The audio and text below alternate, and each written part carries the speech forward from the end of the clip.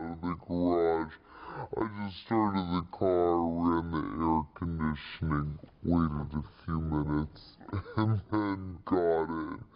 That's what I was doing earlier today. So it was a hot one, record-breaking heat. We're getting a look from our Sierra cam this evening. Clear conditions and hot conditions out there right now. We're into the 80s, into the 90s. Burbank got into the triple digits today. You're currently at 92 degrees. Humidity down to about 20%. And winds pretty calm, coming out of the west at 8 miles per hour.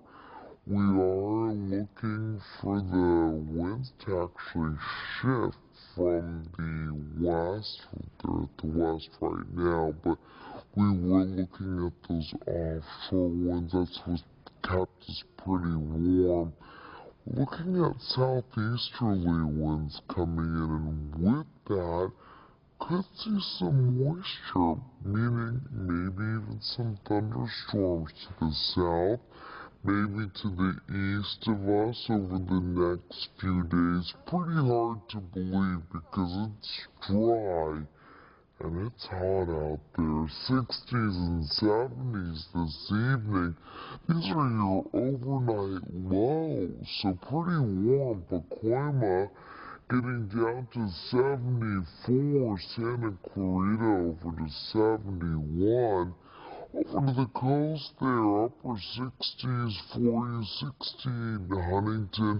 Over to Long Beach, 67 degrees. And the Inland Empire getting down into the 70s. And a couple 60s out there for you as well. 68 in Riverside.